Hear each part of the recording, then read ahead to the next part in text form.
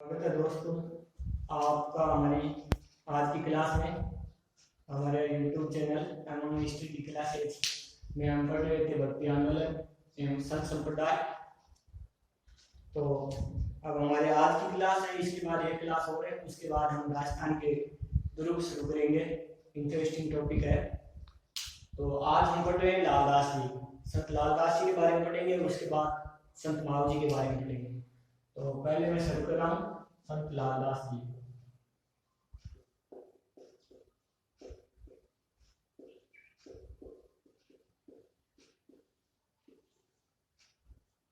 तो संत लालदास का जन्म धुलीडूबे गांव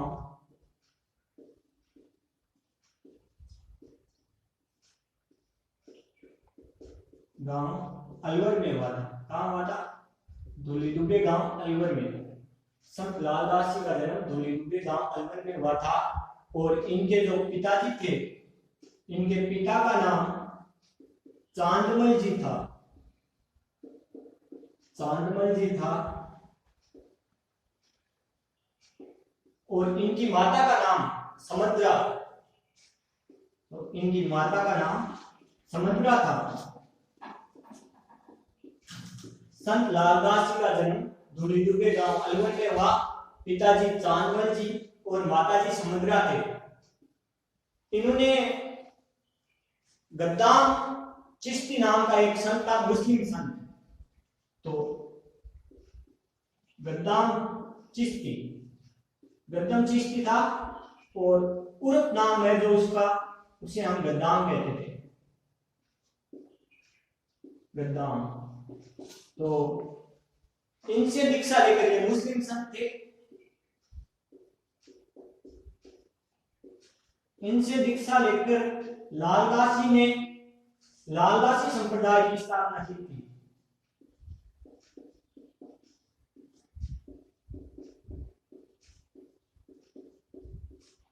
तो संत लालदास जी का जन्म धुलीडूबे गांव अलवर में।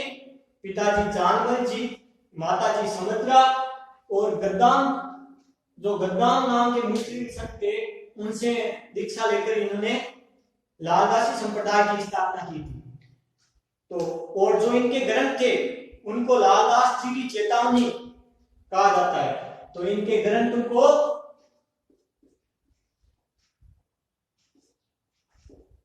लालदास जी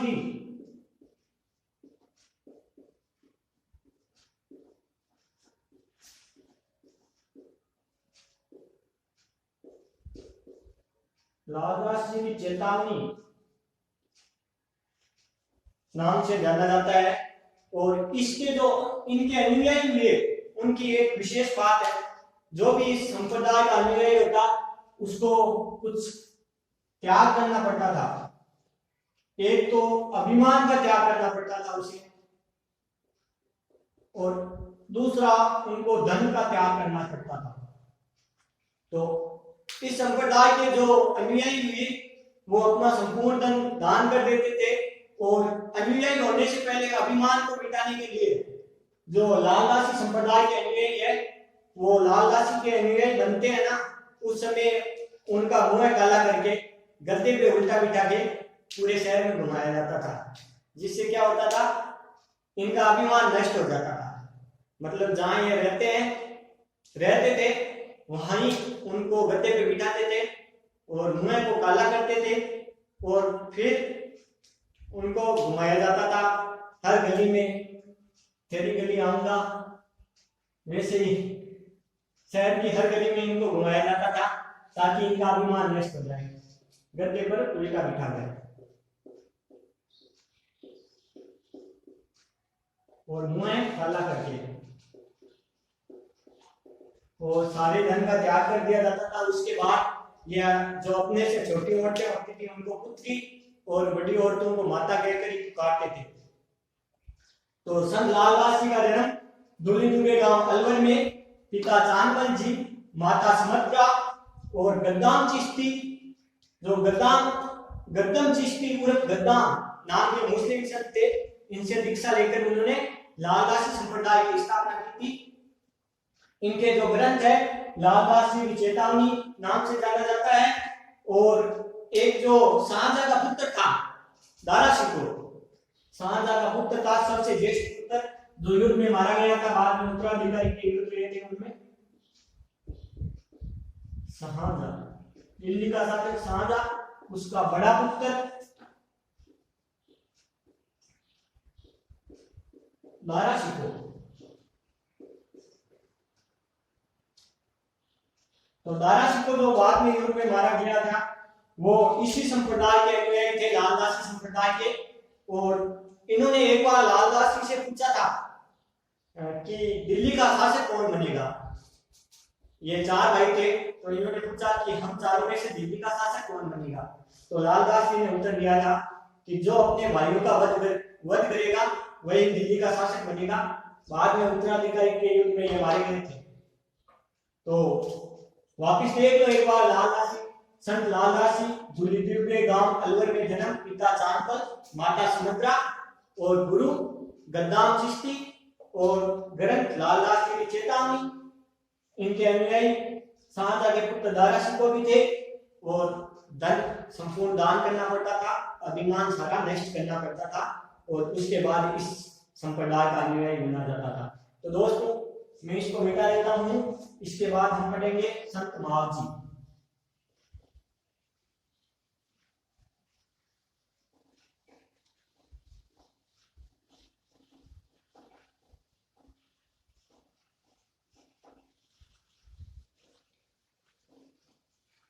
तो अब अगले है हमारे संत महावजी।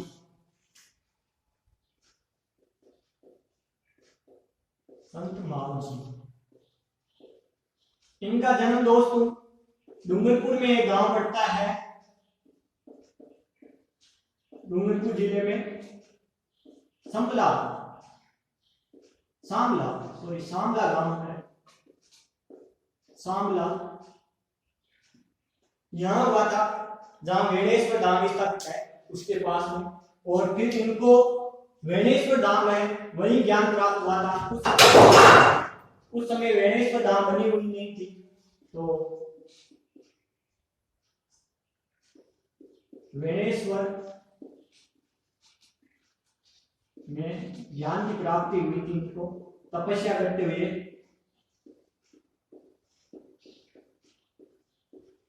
तो संत महावजी का जन्म डूंगरपुर समला में और वेणेश्वर धाम में इनको ज्ञान की प्राप्ति हुई थी। इनके पिता का नाम दालम ऋषि था।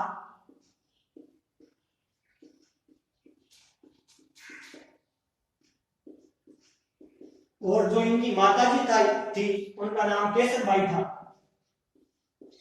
माताजी का नाम केसरबाई था।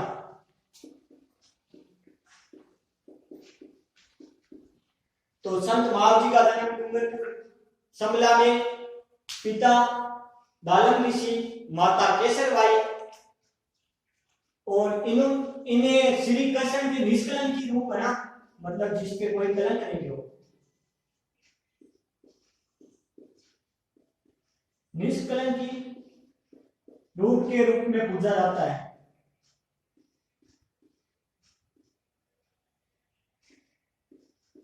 पूजा की जाती है इनकी। इन्होंने वेणेश्वर धाम की स्थापना की थी और जो इन्होंने संप्रदाय चलाया था वो निष्कलंकी संप्रदाय था।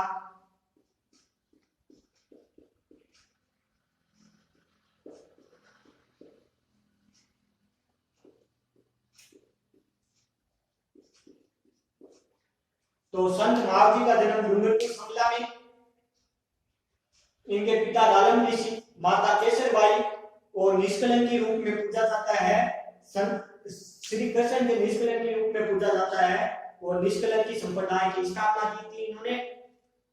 उसके बाद जो इनकी पौत्र थी, मतलब इनके पोते की पत्नी पौत्र, तो इनकी पौत्र वधु ने, जिनका नाम जनक कुमारी या उनको जानकी भी कहते थे,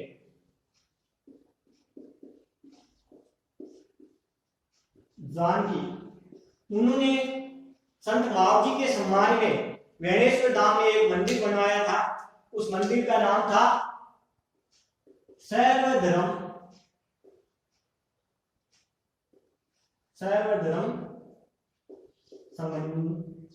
समन्वयवादी, मतलब सब धर्मों को सम्मान रखने वाला मंदिर था वो। तो संत महावीर की पुत्र जनक कुमारी ने डूंगरपुर में वेणेश्वर धाम में सर्वधर्म समन्वयवादी मंदिर बनवाया था। इस मंदिर की विशेषता यह थी कि इस मंदिर की जो चार दीवारी है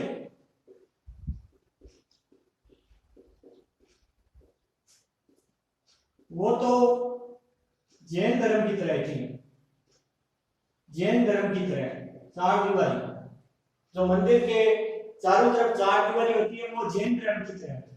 और जो गुमटी थी, गुमटी जो ऊपर गुंबद होता है, मंदिर के ऊपर जो गुंबद सा बना होता है वो बौद्ध धर्म जैसा था, बौद्ध मंदिर जैसा, बौद्ध धर्म में।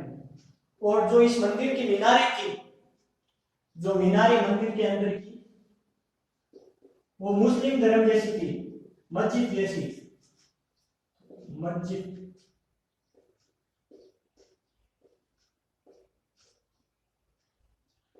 उनकी मीनारें मस्जिद जैसी थी। और इस मंदिर के अंदर भगवान श्री विष्णु की मूर्ति स्थापित थी।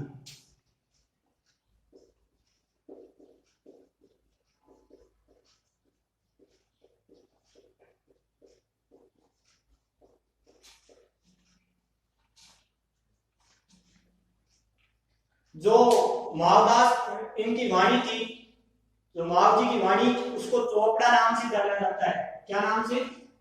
चोपड़ा। संत महाव जी की वाणी चोपड़ा नाम से जाना जाता है। तो संत महाव जी में हमने पढ़ा, इनका जन्म समला डूंगरपुर में, इनके पिता का नाम दालम ऋषि, माता केसरबाई, और ये जो इनकी पौत्र जनक कुमारी ने वेणेश्वर धाम डूंगरपुर में जहां इनको ज्ञान प्राप्त हुआ, वहां सर्वधर्म समन्वयवादी का एक मंदिर बनाया था। और लाल जो संत महाव जी है, इन्होंने निष्कलन की संप्रदाय की स्थापना की थी। और जो श्री कृष्ण के निष्कलन के रूप में इन्हें पूजा जाता है। और एक काम और किया था इन्होंने, जो श्री कृष्ण की रचनाएं हैं उनको ब्रज भाषा में लिखा था, ब्रज भाषा में, ब्रज भाषा में श्री कृष्ण की रचनाओं को अनुवाद किया था संत महाव जी ने। इसके बाद एक छोटे से है दालम ऋषि, जिनके बारे में दो बातें हैं वो पढ़ लेते हैं।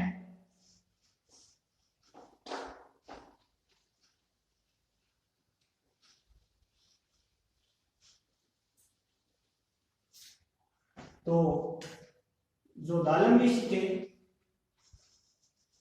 वो महाव जी के पुत्र थे। और एक इसके बाद में दालम ऋषि से पहले एक चीज आती है जिनका नाम दुर्लभ ऋषि था। दुर्लभ ऋषि, दालम ऋषि के बारे में तो यही बात है कि ये महाव जी के पिताजी थे दालम ऋषि जी, और इन्होंने महाव जी के बचपन में इनको शिक्षा दी गुरु की तरह। और जो दुर्लभ ऋषि थे, ये तो बागड़ नाम का जो बागड़ क्षेत्र पड़ता है उसमें इनका जन्म स्थान है। और इनका मुख्यतः बागड़ ही माना जाता है, जन्म स्थान कोई फिक्स पता नहीं है। और इन्होंने बागड़ में रहकर श्री कृष्ण की भक्ति से बागड़ के लोगों को रसामृत करवाया था, मतलब उनको ज्ञान करवाया था श्री कृष्ण की भक्ति का, श्री कृष्ण की भक्ति से रसामृत करवाया था। और इसी कारण इन्हें बागड़ का नरसिंह कहा जाता है। ये क्वेश्चन आता है, मतलब इनमें से आएगा तो यही आएगा कि बागड़ का नरसिंह किसे कहा जाता है, तो वह दुर्लभ ऋषि को कहा जाता है बागड़ का नरसिंह। संत महाव जी के बाद में हमने दुर्लभ ऋषि के बारे में पढ़ा। बागड़ क्षेत्र में जन्म, श्री कृष्ण की जो भक्ति का प्रचार प्रसार किया था बागड़ में, और इन्हें बागड़ का नरसिंह कहा जाता है। इसके बाद हमारे दो संत और हैं, वो कल हम पढ़ेंगे। तो आज की क्लास यही समाप्त करते हैं। ठीक है दोस्तों, धन्यवाद।